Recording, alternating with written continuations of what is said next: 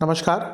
ग्रहों की गोचरीय स्थिति पर रेगुलर वीडियो पाने के लिए साप्ताहिक राशिफल, मासिक राशिफल, त्रैमासिक राशिफल और ग्रहों के बाकी गोचर पर भी रेगुलर अपडेट्स पाने के लिए, जिसके हिसाब से आप अपने जीवन में थोड़ी गाइडेंस प्राप्त कर सकें, इसके लिए मेरे चैनल को अवश्य सब्सक्राइब करें। जिन लोगों ने सब्सक्राइब कर रखा है वो ऑल ये जो नोटिफिकेशन सेटिंग होती है इसको क्लिक करें, क्योंकि कभी कभी कुछ लोग बोलते हैं उनको नोटिफिकेशन नहीं मिलती। आशा करता हूँ चैनल को सब्सक्राइब करेंगे और रेगुलर वीडियोस अवश्य आप देखेंगे। नमस्कार। ओम गणेशाय नमः। ओम नमः शिवाय। मैं निखिल ज्योतिषाचार्य आप सभी का मेरे चैनल पर पुनः स्वागत करता हूँ। आशा करता हूँ कि आप सभी स्वस्थ होंगे। महादेव की कृपा आप सभी पर सदैव बनी रहे। ये वीडियो सिंह यानी कि लियो के लिए बहुत विशेष है, क्योंकि वीडियो है 27 अप्रैल से 3 मई 2026 के साप्ताहिक राशिफल के बारे में।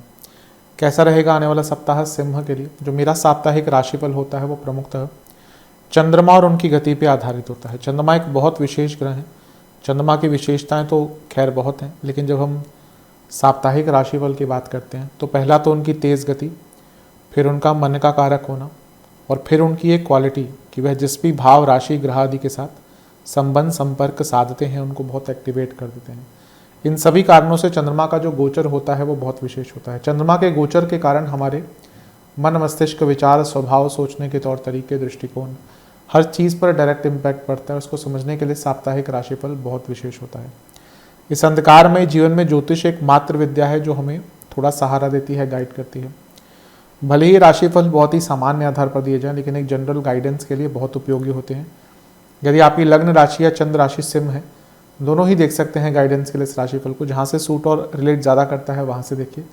व्यक्तिगत तौर पे मेरा मानना है लग्न से देखेंगे तो अच्छा, इनकेस नहीं पता है तो चंद्र राशि से भी इसको देख सकते हैं। जहाँ से रिलेट ज़्यादा करता है वहाँ से देखिए। शुरू करते हैं।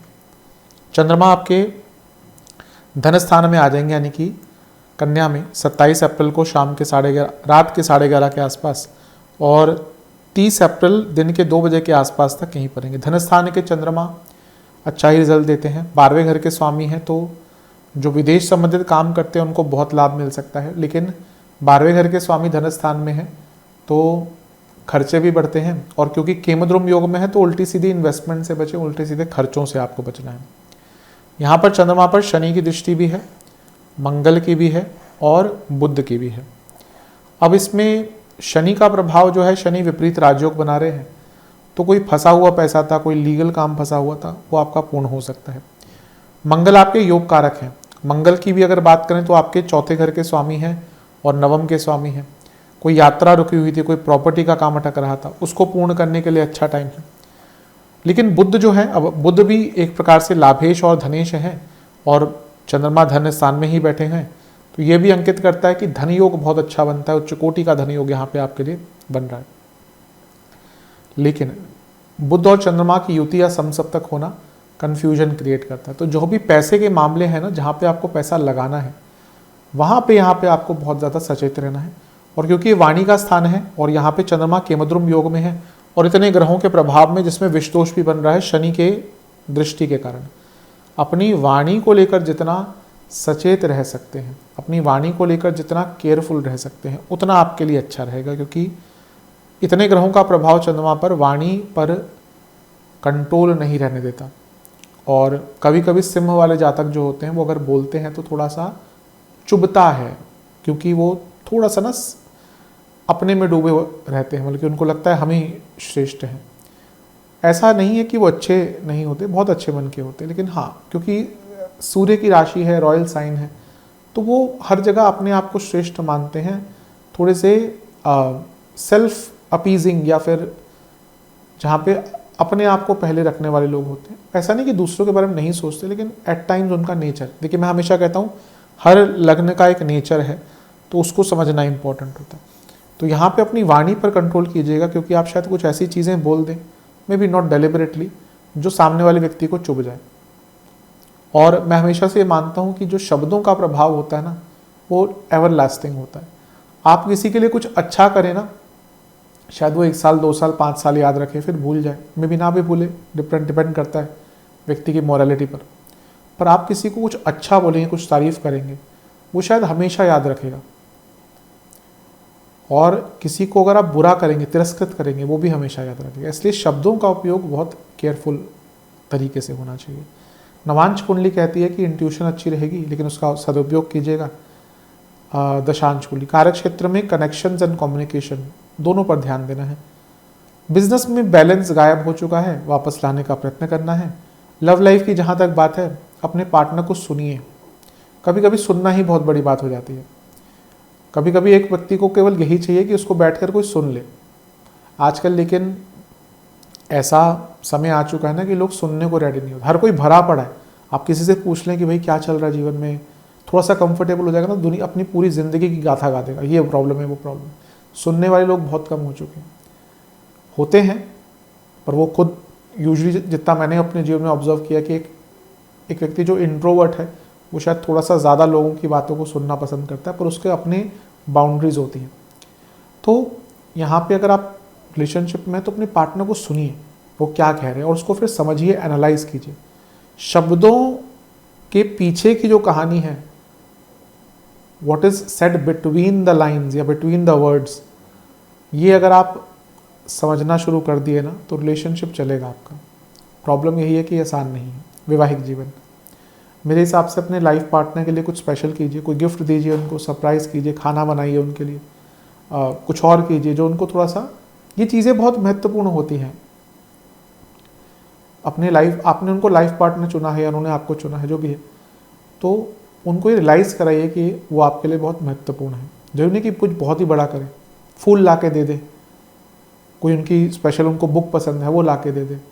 पहले के टाइम पे तो ग्रीटिंग कार्ड्स होते थे, आजकल तो आई थिंक मुझे लगता नहीं कि है कि नहीं, याद में बहुत ओकेजनल, जब हमारा टाइम था इन सब चीज़ों का तो ग्रीटिंग कार्ड्स दिए जाते थे, तो वो कितने कितने रोमांटिक और कितनी वो चीज़ें होती थी। तो कुछ भी है, जो भी आपको लगता है कि आप कर सकते हैं अपने लाइफ पार्टनर के लिए, कीजिए। क्योंकि कभी कभी नॉर्मल से हटकर कुछ करना चाहिए। जहाँ तक स्टूडेंट्स की बात है, मेरे हिसाब से थोड़ा सा ना पॉजिटिव रहिए। ये ऐसा टाइम है जब आप थोड़ा नेगेटिव सोच सकते हैं, और जब हम नेगेटिव चीज़ों को सोचते हैं तो हमारे साथ अधिकतम नेगेटिव होता है।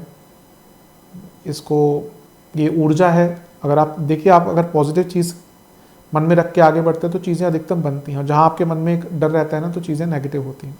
सेहत की जहाँ तक बात है, वाणी पर, खाने पर कंट्रोल करें। दांतों की प्रॉब्लम तंग कर सकती है, नसों की प्रॉब्लम, बीपी की प्रॉब्लम और स्किन डिसऑर्डर। सर्वाष्टक में आपका सप्तम भाव बली है। फिर से कहूँगा, जब लोगों से बात कर रहे हो बहुत केयरफुल होकर बात करें, क्योंकि यहाँ पे जाने अनजाने में कुछ ऐसी चीज़ बोल देंगे जो फिर आप ही पछताएंगे। 30 तारीख 2 बजे दिन के चंद्रमा तुला में आ जाएंगे, तीसरे घर में, और 2 मई रात के 11 तक यहीं पर रहेंगे। बुध का गोचर हो जाएगा और वो आपके नवम भाव में आ जाएंगे। ये होगा 30 तारीख को, क्योंकि सीधा चंद्रमा पर प्रभाव है तो मैंने अंकित कर दिया है। अच्छा, सूर्य से समसप्तक हैं तो पूर्णिमा योग है। अब ये लग्नेश हैं और ये चंद्रमा 12वें घर के स्वामी। कोई बदलाव लाना चाहते हैं ना, ये टाइम अच्छा है। कुछ नया करना चाहते हैं, रिस्क उठाना चाहते हैं, नॉर्मल से हटकर, भेड़ चाल से हटकर कुछ करना चाहते हैं, अपनी एक पहचान बनाने के लिए कुछ कदम उठाना चाहते हैं, बहुत अच्छा है। लेकिन राहु की दृष्टि, मंगल की दृष्टि 8वीं, बुध, सूर्य, गुरु, 5 ग्रहों का प्रभाव है चंद्रमा पर। मैं हमेशा कहता हूँ 3 या 3 से ज़्यादा ग्रह अगर चंद्रमा को प्रभावित कर रहे हैं तो चंद्रमा अस्थिर हो जाते हैं। किसी की कुंडली उठाकर देख लीजिए, भले ही व्यक्ति के पास करोड़ों हो, उसका मन अस्थिर रहेगा, मन चंचल रहेगा, मन व्याकुल रहेगा। आज उसको लगेगा कि मैं दुनिया का राजा हूँ, और अगले दिन सोचेगा मेरा जीवन सबसे खराब है। इसलिए चंद्रमा जितने कम ग्रहों के प्रभाव में, हाँ कोई ना कोई होना चाहिए साथ में, क्योंकि अदरवाइज भी चंद्रमा की स्ट्रेंथ नहीं रहती। लेकिन अगर 3 या उससे ज़्यादा ग्रह चंद्रमा पर प्रभाव डालते हैं तो फिर थोड़ा सा, 3 तक भी ठीक है मेरे हिसाब से, लेकिन 3 से ज़्यादा ग्रह अगर चंद्रमा, आप में से अपनी कुंडली उठा के देख लीजिए, जिसके भी कुंडली में चंद्रमा या तो साथ में 3 ग्रहों के साथ ज़्यादा बैठे हैं या दृष्टि है, तो मन हमेशा व्याकुल रहेगा। तो यही आपको ध्यान रखना है कि तीसरे घर के चंद्रमा है तो कम्युनिकेशन पे ध्यान देना है। कुछ भी बहुत इम्पल्सिव वे में नहीं करना, किसी को भी कोई कमिटमेंट नहीं देनी। राहु और गुरु का प्रभाव है, ये चेंज लाने में बदलाव करेंगे, लेकिन क्योंकि चंद्रमा की हम बात कर रहे हैं तो ऐसा भी नहीं कि सारे चेंजेस अभी ही लाने हैं। कभी कभी क्या होता है ना हमारे साथ कि कुछ टाइम तुम कुछ भी नहीं करते, फिर अचानक से हमें रियलाइजेशन होता है कि हम पीछे रह गए या हम कुछ अचीव नहीं कर पाए, फिर हम सब कुछ एक साथ करना शुरू कर देते हैं, और दोनों ही चीज़ गलत है। कंसिस्टेंसी जितना आपको जीवन में दे सकती है ना, उतना कुछ भी नहीं दे सकता। नवांश कुंडली, चेंजेस लाने का अच्छा टाइम है। दशांश कुंडली, कार्य क्षेत्र में एक्सप्रेसिव रहिए but in a very stable and subtle manner. Business, आपको अपने बिजनेस में ना रिसर्च करना पड़ेगा, पहले जाइए अतीत में कहाँ पे गलतियाँ कर रहे हैं, करी है, उसको ठीक कीजिए। लव लाइफ, मेरे हिसाब से अपने पार्टनर पर ध्यान दीजिए और उनकी ज़रूरतों को समझिए, किसी भी प्रकार की हो, वो शारीरिक हो, मानसिक हो, स्नेहात्मक हो। अगर आप रिलेशनशिप में, तो हर प्रकार का एक दूसरे को पूर्ण करने के लिए आता है ना व्यक्ति, तो जिस भी प्रकार की आवश्यकता है, ज़रूरत है, डिज़ायर है, उसको समझिए पहले। वैवाहिक जीवन, थोड़ा आराम से बातचीत कीजिएगा, कभी कभी आराम से बातचीत करने में ना चीज़ें ठीक हो जाती हैं। अब देखिए कोई व्यक्ति आपसे बहुत आराम से कुछ बोलता है, तो आपका मन भी नहीं होगा ना, तब भी आप उनके ऑफर को या उनकी बात को नहीं ठुकरा पाएंगे। वहीं कोई व्यक्ति आपको एकदम अपनी अकड़ में बोलता है कि ये कर दो, वो कर दो, तो फिर व्यक्ति सोचता है कि करूँ ना करूँ। तो ये वाणी का तो देखिए इम्पैक्ट होता ही है। वही चीज़ अपने वैवाहिक जीवन में अप्लाई कीजिएगा। जहाँ तक स्टूडेंट्स की बात है, आपको अपने आप को अपलिफ्ट करना पड़ेगा। आप बहुत कुछ कर सकते हैं, लेकिन कहीं ना कहीं आपने अपने आप को रोका हुआ है। ये कभी मत सोचिए, मैं सबको कहूँगा, स्टूडेंट्स को स्पेशली, कि अगले हफ्ते से करेंगे, नहीं आता वो अगला हफ्ता नहीं आता। आपका कई लोग हैं कि पता है कि हेल्थ में प्रॉब्लम है, पता है कोलेस्ट्रॉल बढ़ा हुआ है, अरे अगले महीने से स्टार्ट करेंगे, वो अगला महीना नहीं आएगा। वो कोलेस्ट्रॉल बढ़ता जाएगा, वो बीपी बढ़ता जाएगा, वो डायबिटीज़, वो शुगर बढ़ती जाएगी, इंसुलिन रेजिस्टेंस बढ़ती जाएगी, ऑर्गन्स खराब होते जाएंगे। तो स्टूडेंट्स को यहाँ पे मैं कहूँगा कि अब बदलने का टाइम आ चुका है, अब वेट नहीं करना। सेहत की जहाँ तक बात है, गले के रोग, हड्डियों की प्रॉब्लम, स्किन डिसऑर्डर, सर्वाष्टक, आपका छठा घर बली है। इम्प्लीमेंट, ये टाइम जो है इम्प्लीमेंटेशन का है। 2 मई 11 बजे रात के आ जाएंगे चंद्रमा चौथे घर में, यानी कि वृश्चिक में, सप्ताह के अंत तक यहीं पर रहेंगे। हाँ, यहाँ पे थोड़ा सा मामला संभलने वाला होगा, संभालने वाला होगा। एक तो नीच के हैं, ऊपर से केमद्रुम योग में है, दोष में है, जो भी कह लीजिए, ऊपर से कारको भावना शोदोष में। हमेशा कहता हूँ चौथे घर के चंद्रमा मेरे हिसाब से थोड़ी सी व्याकुल करने वाली स्थिति होती है। अब इसमें पहले अच्छी चीज़ देखते हैं। शुक्र देख रहे हैं जो दशमेश हैं और तीसरे घर के स्वामी हैं, दोपचे भावों के स्वामी चंद्रमा को देख रहे हैं। फिर से कहूँगा, आई थिंक ये पूरा हफ्ता ना बदलाव का है। जो बदलाव आप लाना चाहते थे वो प्राप्त होंगे। चंद्रमा नीच की अवस्था के हैं, तो कंपैरिजन से बचेगा। कभी कभी यहाँ पे इस अवस्था में ना चंद्रमा जब आते हैं, आपके लिए जो योग बन रहा है, तो आप बहुत कंपैरिजन करना शुरू कर देंगे। उसके पास ये है, मेरे पास ये नहीं है, मैं ये करता हूँ या करती हूँ, मेरे को कुछ नहीं मिलता। और शकट योग भी बन रहा है, तो कार्य डिले भी होंगे। ऑलरेडी चंद्रमा थोड़े से सेंसिटिव है, तो आई थिंक पहला तो टाइम मैनेजमेंट, वर्क मैनेजमेंट और इमोशन मैनेजमेंट, ये 3 चीज़ों पर ध्यान दीजिएगा। घर में कोई ऐसी बात मत कीजिएगा जिसके कारण टेंशन क्रिएट हो जाए। कुछ लोगों की ना आदत होती है, आप देखेंगे कुछ ऐसा प्रॉब्लम है भी, लेकिन ऐसी कुछ चीज़ बोल देंगे, घर वाले स्ट्रेस में आ जाते हैं। तो इन चीज़ों से बचिएगा। घर वालों के साथ अच्छा टाइम बिताइए, क्वालिटी टाइम बिताइए। भावुक होकर कोई भी निर्णय ना लीजिएगा। नवांश कुंडली, थोड़ा आध्यात्मिक रही, काम आएगा। दशांश कुंडली, कार्य क्षेत्र में ना आपको एक पैटर्न बांधना पड़ेगा अपना। आई थिंक आप बहुत ज़्यादा अव्यवस्थित तरीके से काम करते हैं। जहाँ तक बिजनेस की बात है, मेरे हिसाब से सब ठीक है, लेकिन अर्ली सेलिब्रेशन मत कीजिएगा। अगर कुछ डील में है, पहले उसको पूरा होने दीजिए, एक सर्टेनिटी आने दीजिए, फिर आगे बढ़िएगा। जहाँ तक लव लाइफ की बात है, मेरे हिसाब से आपको रिलेशनशिप में और वैल्यू ऐड करनी पड़ेगी।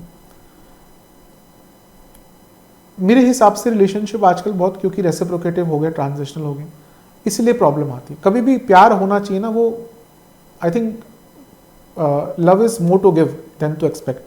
यहाँ पे आजकल उल्टी चीज़ें होती हैं। तो आई थिंक अगर रिलेशनशिप में आपको कुछ वैल्यू एडिशन आप कर सकते हैं अपने तरीके से, तो बिल्कुल करिए।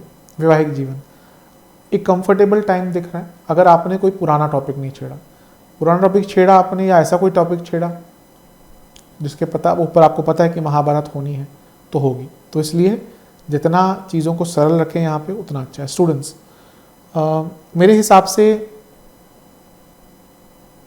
आपको थोड़ा ग्रुप स्टडीज़ पर ध्यान देना चाहिए हफ्ते के अंतिम भाग में। सेहत की जहाँ तक बात है, नसों की प्रॉब्लम बनी रहेगी, इन्फ्लामेशन, इंडाइजेशन, ब्रीदिंग इश्यूज अगर आपको हैं तंग करेंगे। उपाय किस रूप में? एक पात्र में जल, गंगा जल और पीली सरसों लेकर सूर्य देवता को अर्पण करें और ओम आदित्याय नमः मंत्र का 21 बार जाप करके एक बार सूर्य चालीसा का पाठ करें। आशा करता हूँ वीडियो काम आएगा। चैनल पर नहीं सब्सक्राइब कीजिए, वीडियो को लाइक कीजिए। मिलता हूँ अगली वीडियो में, तब तक के लिए ओम नमः शिवाय।